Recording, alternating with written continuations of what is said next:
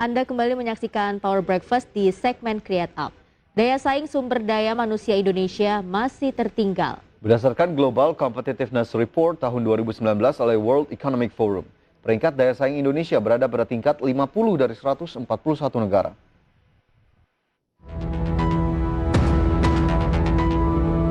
Daya saing sumber daya manusia Indonesia masih tertinggal dari negara lain. Berdasarkan data Global Competitiveness Report tahun 2019 oleh World Economic Forum, peringkat daya saing Indonesia berada pada tingkat 50 dari 141 negara. Hal ini masih sedikit di bawah Malaysia dan Thailand, serta Singapura yang berada di peringkat pertama. Dampak pandemi COVID-19 memberi tekanan yang besar pada sektor ketenagakerjaan Indonesia. Sebagai informasi, pada periode Agustus 2020 terdapat sekurang-kurangnya 29 juta penduduk usia kerja menganggur. Selain itu, pandemi COVID-19 juga menekan sektor informal, di mana mayoritas pekerja di sektor informal yang memiliki produktivitas yang rendah pada akhirnya kian menurunkan daya saing. Akses kelompok rentan seperti perempuan penyandang disabilitas atau penduduk daerah tertinggal terhadap kesempatan kerja yang berkualitas juga masih rendah. Megatrend dunia seperti dinamika perubahan demografi, perkembangan teknologi yang cepat, pembangunan ekonomi hijau, sesungguhnya memberi peluang sekaligus tantangan bagi Indonesia untuk meningkatkan daya saing secara responsif dan adaptif. Merespon berbagai tantangan tersebut, upaya pembangunan sumber daya manusia harus dilakukan secara holistik dan terintegrasi. Pengembangan sistem informasi pasar kerja Indonesia diharapkan dapat mencakup 4 fungsi utama, yaitu bimbingan karir, job masif, analis pasar kerja, dan basis kebijakan publik. Keempat fungsi sistem informasi pasar kerja tersebut harus dapat disediakan dengan baik sehingga masyarakat bekerja dan mencari kerja dapat memperoleh manfaat. Berbagai sumber, IDEX Channel.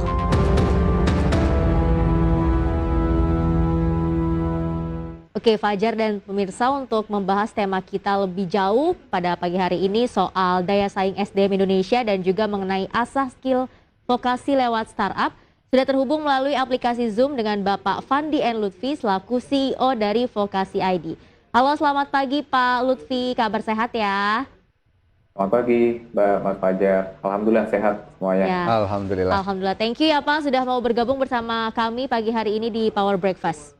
Sama-sama, terima kasih. Ya, oke Pak Fandi, sebenarnya bagaimana sih Anda melihat permasalahan lulusan SMK saat ini yang ternyata mencatatkan jumlah pengangguran yang cukup tinggi? Ya, baik. Tentu saat ini kita melihat kemarin data Badan Pusat Statistik BPS bahwa SMK menduduki peringkat teratas sebagai penyumbang pengangguran terbuka tertinggi gitu ya. Kalau datanya itu 11,sekian%. Tentu itu menjadi satu perhatian khusus dan juga satu pertanyaan besar kita semuanya bahwa bukankah SMK disiapkan untuk bekerja gitu kan, tetapi kok malah mencetak pengangguran terbanyak. Nah, ini tentu kita melihat ini sebagai satu problem, satu hal yang harus kita perhatikan secara lebih bahwa apa yang salah dari satu sistem pendidikan yang ada di SMK ini sehingga kenapa sampai bisa mencetak pengangguran, dan tentu itu menjadi satu latar belakang yang kuat yang harus kita perhatikan, yang harus kita awasi juga, yang harus kita selesaikan. Sebetulnya ada masalah besar apa yang ada di SMK ini sehingga mereka menjadi pengangguran terbanyak gitu ya Pak ya. Nah, kita pun melihat ini, menyoroti ini pun juga dengan cara yang tidak tergesa-gesa, tidak selalu menyalahkan bagaimana apakah dari sisi kurikulumnya atau dari sisi sistem pembelajarannya. Sebetulnya ada hal besar yang lebih, itu menjadi satu permasalahan yang harusnya kita selesaikan dari akar masalahnya, bukan dari masalah yang di permukaannya saja. Dan kita melihat itu, kita juga cukup tergerak juga. Ayo kita dengan tim, dengan teman-teman SMK ini harus kita bantu untuk kita selesaikan supaya SMK ini bisa menjadi satu pencetak SDM yang produktif, gitu Pak dan Mas Fajar. Oke, tapi sebetulnya jika kita kembali ke dasar begitu ya terkait vokasi, kemudian SMK, apakah kemudian sampai dengan saat ini menurut pengamatan terbaru begitu dari Mas Fandi, masihkah sesuai dengan yang dibutuhkan oleh dunia kerja dari kurikulum yang diajarkan di SMK jika kita memang spesifik melihat ke SMK? Ya. Ada beberapa yang sesuai dan ada beberapa juga yang sebetulnya itu sudah usang ya, secara kurikulum dan kompetensi keahlian. Nah, dari kemarin saya bertanya dengan teman-teman di para pemangku kepentingan, itu apakah seorang freelance itu masuk dalam kategori pekerja, ternyata itu belum masuk dalam kategori pekerja untuk freelance ya. Padahal untuk sejauh ini dengan semua perkembangan teknologi banyak sekali teman-teman yang mempunyai background SMK desain, background SMK untuk teknologi itu semuanya bekerja secara freelance. Nah itu menjadi satu catatan. Apakah itu yang mempengaruhi penyumbang terbesar di pengangguran tadi? Terus kemudian bagaimana secara kompetensi keahliannya? Ada beberapa kompetensi keahlian yang ini menjadi koreksi bagi pemerintah.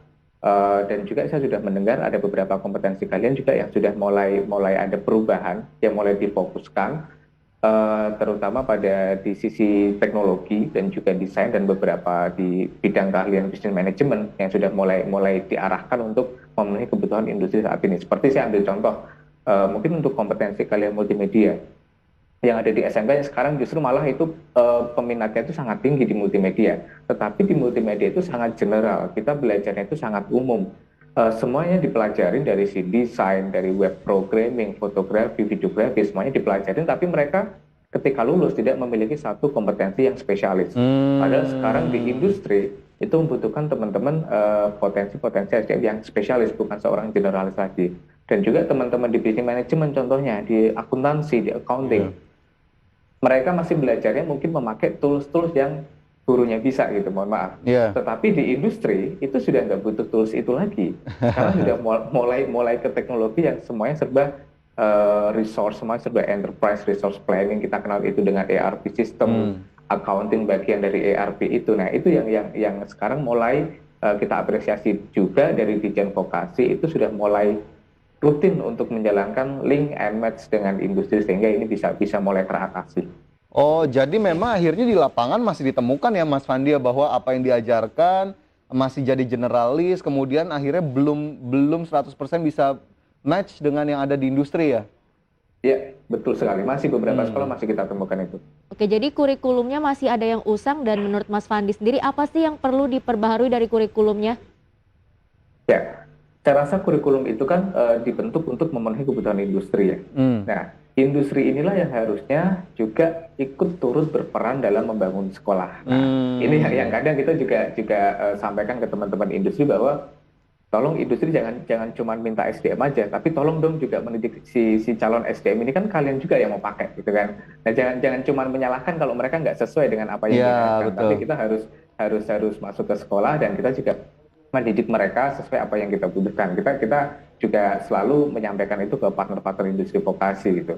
Nah, terus ini yang kami lakukan terus-menerus untuk mengedukasi mereka, dan yang sejauh ini yang sudah pemerintah lakukan kami mengapresiasi, dan saya juga beberapa kali diundang oleh teman-teman di SMK di Jawa Tengah, kemudian kemarin dari Kalimantan Selatan, dari Banjarmasin. Itu pemerintah sudah menyiapkan satu sistem pembelajaran. Kita mengapresiasi dari programnya Mas Menteri terhadap kurikulum Merdeka Belajar. Itu semuanya sekarang sekolah bisa menerapkan kurikulum bukan bebas ya, tapi lebih fleksibel, lebih bisa menyesuaikan apa yang industri butuhkan dan tidak selalu terpaku pada kurikulum yang ada di yang ditetapkan oleh pemerintah KIKD-nya. Mungkin itu tidak harus selalu kayak gitu, tapi bisa lebih fleksibel. Nah ini sangat-sangat baik. Industri, teman-teman industri sangat mengapresiasi ini dan menyambut baik tentang kebijakan dari Mas Menteri ini. Gitu. Oke, jadi partisipasi dibutuhkan oleh stakeholder, tidak hanya tadi pihak sekolah, tapi juga industri juga ikut berperan. Bahkan tidak menutup kemungkinan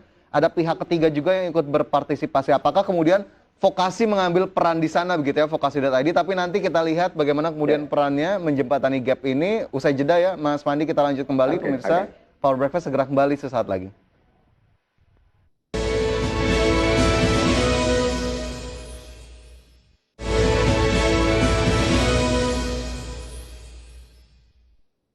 Ya, Anda kembali bersama kami dalam Power Breakfast, masih di segmen Create Up, masih bersama dengan Fandian Lutfi selaku CEO Vokasi.id. Mas Fandi, menyambung pertanyaan saya sebelumnya, bagaimana kemudian peran Vokasi dalam menjembatani gap yang ada di dunia industri dan juga tadi dari sisi pendidikan vokasi sendiri. Kemudian cara kerjanya seperti apa sih, Mas Fandi? Jadi Vokasi ini kami lahirkan bersama itu dengan riset yang cukup panjang.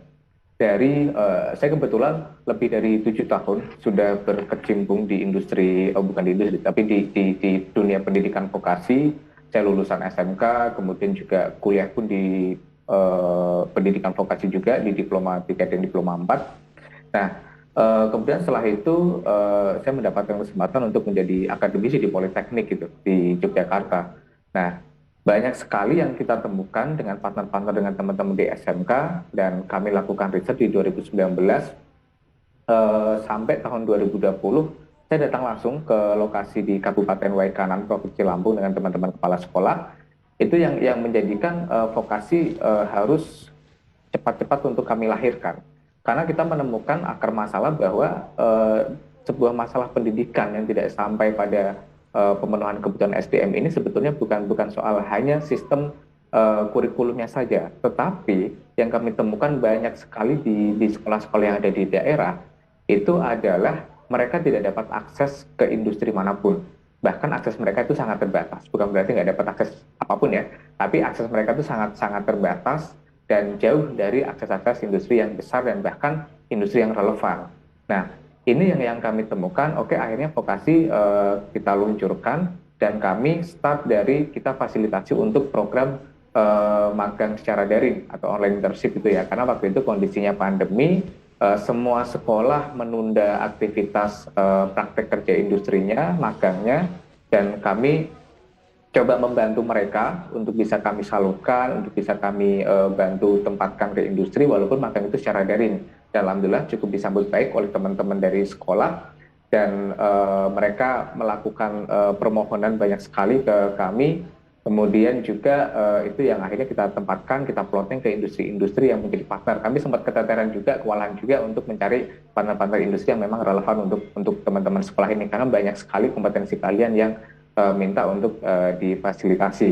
Nah, dari sisi cara kerja, kita sejauh ini masih mengikuti pola yang dari sekolah ya. Artinya dari sekolah memang ada periode khusus untuk melakukan pemagangan, kurikulumnya ada. Kemudian mereka melakukan komunikasi dengan vokasi secara sistem nanti akan membantu plotting ke industri, dan mereka nanti akan belajar magang secara daring, diberikan knowledge yang baru dari industri, bahkan dari sekolah-sekolah yang ada di daerah itu bisa menjangkau industri, mempunyai mentor industri yang itu dari Jakarta, dari Semarang, dari Jogja, dan industri-industri besar lainnya yang memang sangat relevan dengan apa yang mereka butuhkan. Seperti itu.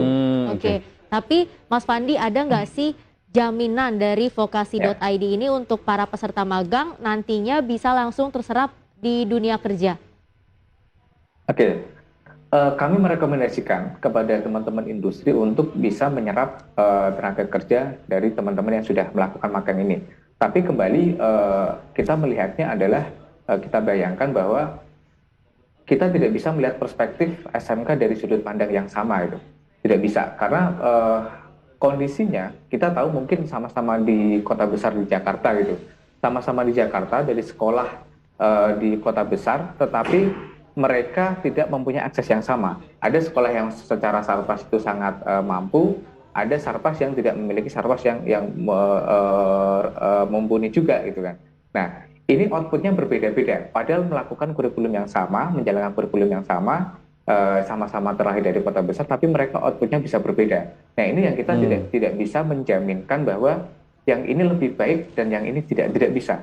Bahkan yang terjadi, kita kaget juga, teman-teman di Kabupaten Waikanan yang lokasinya jauh, perjalanan dari kota Bandar Lampung, kota besar, sampai ke Waikanan itu 4-5 jam perjalanan yang melewati hutan-hutan, karet kayak gitu ya.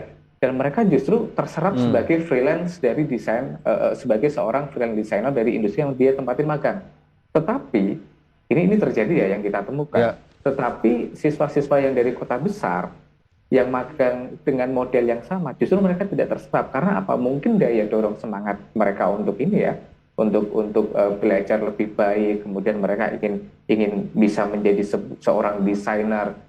Kemudian karena mereka di pelosok, mereka ingin memperbaiki ekonomi keluarga, jadi daya semangat itu menjadi lebih baik sehingga mereka bahkan lebih mampu daripada siswa-siswi yang ada di kota besar. Itu yang terjadi, kita merekomendasikan itu. Oke, baik. Mas Fandi, singkat saja terakhir ini sepertinya penutup. Targetnya dalam waktu dekat apalagi untuk vokasi? Kita ingin membangun community education yang ada di Indonesia, bahwa kita tahu bahwa akses yang dibutuhkan sama teman-teman di sekolah itu adalah yang ada di daerah adalah soal akses ke industri, sehingga bukan lagi metode pembelajaran yang atau sistem pembelajaran yang kita angkat sebagai satu permasalahan, tetapi adalah metode dan cara belajar.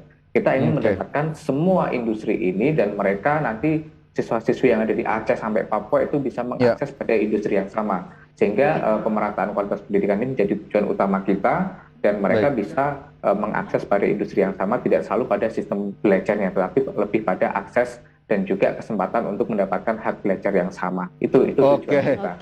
Baik, kita doakan ya. Mulia sekali nih ya tujuannya, karena nanti bisa juga berefek pada pengurangan jumlah pengangguran yang ada di Indonesia. Tapi sayang sekali Mas Fandi, waktu kita terbatas pada pagi hari ini. Terima kasih sudah bergabung bersama kami. Sukses dan sehat selalu untuk Anda dan vokasi.id. Terima kasih Mas Fajar. Ya, pemirsa, 90 menit sudah kami menemani Anda dalam Power Breakfast. Semoga pembahasan tadi dapat menjadi referensi dan juga sumber informasi untuk Anda dan lindungi keluarga Anda saat penularan COVID-19 semakin meningkat. Dan pemirsa, untuk mencegah penularan COVID-19 selalu pakai masker dan cepatlah mendapatkan vaksin. Masker terbukti menekan resiko penularan hingga 80%.